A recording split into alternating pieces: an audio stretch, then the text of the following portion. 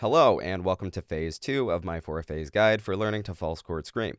In this phase, we're going to be using many more advanced exercises. Now, don't worry if you can't perform all of these perfectly, just do the best you can. We're going to start by performing throat singing at a bare minimum level of effort, and we're going to gradually increase our effort until we find a comfortable balance between how it sounds and how much effort and air pressure we're having to use.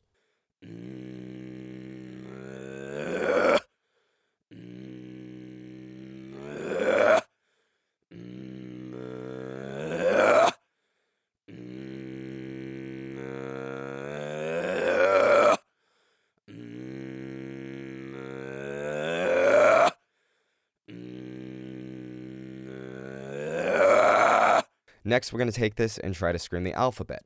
The alphabet is simple, most people have it memorized, and it will allow you to focus more on your technique rather than what word or syllable comes next. The goal is to keep your false chords vibrating as you say each letter. Your false chords should be continuously producing sound, while your mouth is just shaping and weaving the sound into words or syllables. Remember to try this exercise along with all of the other exercises in your low, mid, and high-pitched positions. A, B, C, D, E, F, G, H, I, J, K, L, M, N, O, P, Q, R, S, T, U, V, A, B, C, D, E, F, G,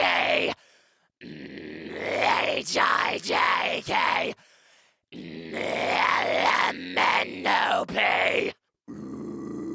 A, B, C, D, E, F, G, H, I, J, K, L, M, N, O, P. This next exercise is what I call the pressure wave exercise, and it focuses on endurance, pronunciation, and coordination. This is how you want to pronounce all of your consonant sounds. Every time your mouth closes, you should be forming a seal. And every time you open your mouth, you're trying to break that seal. So that when you form the seal, some air pressure builds up in your mouth. And when you break the seal, it allows that air to kind of burst or explode outward from your lips.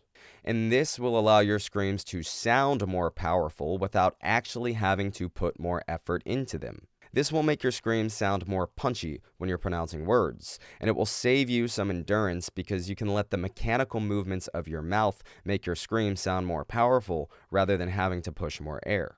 You can form a seal with pretty much any consonant sound, but the easiest ones are the consonant sounds where you have to make your lips come together, such as an M, a P, or a B. Ba, ba, ba. Ma, ma, ma, ma, ma, ma, ma, ma, ma, ma, ma. But we can also do this with other consonant sounds that our lips do not come together to form. For instance, there are many consonant sounds where the tip of your tongue touches the roof of your mouth and you can form a seal there, such as with a D or a T. Da, da, da, da, da, da, da, da. Da, da, da, da, da.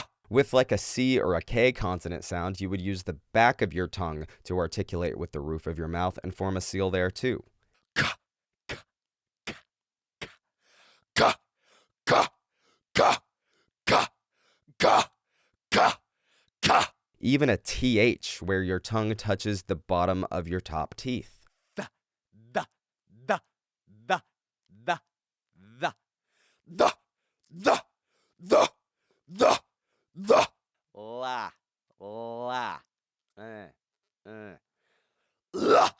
la, la, la, la, la, la, la, fa, fa, fa, fa, fa.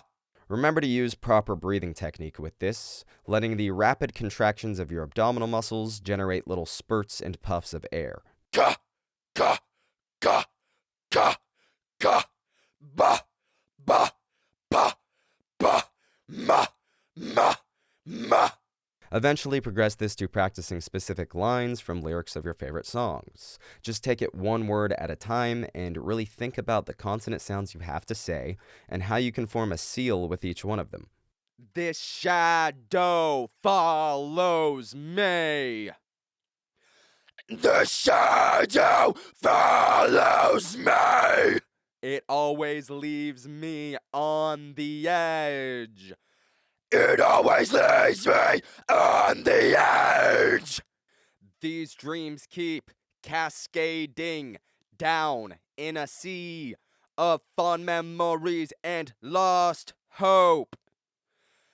These dreams keep cascading down in a sea of fond memories and lost hope. Peter picked a batch of pickled peppers. Betty bought a batch of bitter butter and made bitter batter. If Betty bought a batch of bitter butter, she'd have better batter. Shelly sells seashells down by the seashore. Shelly sells she. Another thing to look for is alliteration. Alliteration is simply using words that sound similar to each other because they share similar consonant sounds or similar vowels. Anytime I find a song that uses alliteration, it's super fun to practice to, and it'll help you get the idea of using this pronunciation style. Miles of mindless minions march to munch upon your marrow. Miles of mindless minions march to munch upon your marrow. The next exercise is for pitch and coordination. This one is simple, just practice quickly switching between your lows, your mids, and your highs. Obviously, we want to be able to quickly switch between all of our pitches that we can scream at very quickly.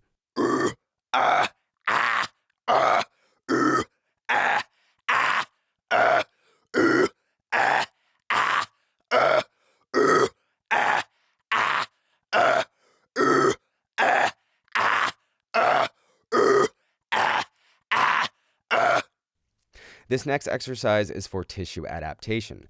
Only do this one a few minutes per practice session, but essentially we're just going to try to scream at full power while trying to minimize any engagement of our true chords. We're just trying to blast our false chords with air in order to force them to vibrate faster and stimulate deposition of longer collagen fibers. And this one is super important for high-pitched false chord screams because once again the false chords have to vibrate super quickly in order to start to produce that color and tone of a high-pitched false chord scream. Just don't get used to screaming at full power because that can make us develop bad technique, ultimately reducing our endurance. We primarily want to practice at a comfortable level of effort, but this is primarily just to stimulate the false chords to vibrate faster, a few minutes per practice session.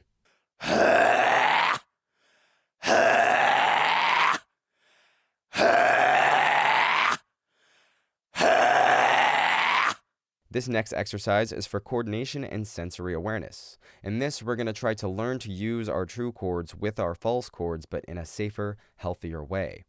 Before, we wanted to isolate our false chords and minimize true chord engagement, but now we have the foundational skills, hopefully, such as projecting our voice, using supported airflow, and having the ability to activate our false chords on command. Start by performing a supported, projected yell with the true chords and then transitioning into using your false chords. Remember to keep the true chords relaxed when doing this and eventually progress to trying to blend the sounds of the true chords with the false chords so that as we transition out of our true chords and into our false chords, we're trying to make that transition slower so there comes a point where our false chords and true chords are vibrating simultaneously.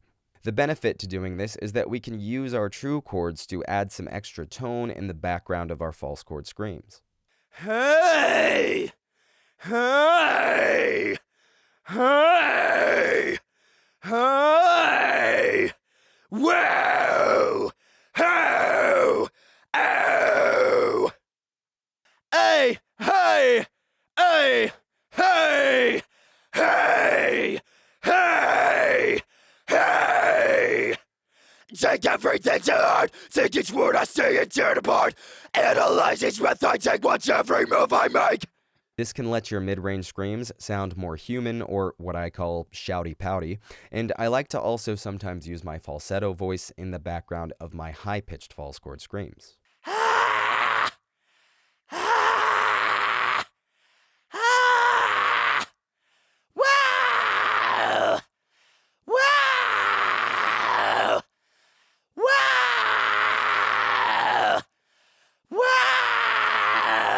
If you listen to the song Entombment of a Machine by Job for a Cowboy, you can actually hear Johnny Davies' falsetto voice in the background of his high-pitched false chord screams if you listen closely.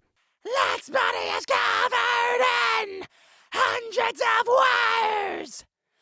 Let's body is covered in hundreds of wires.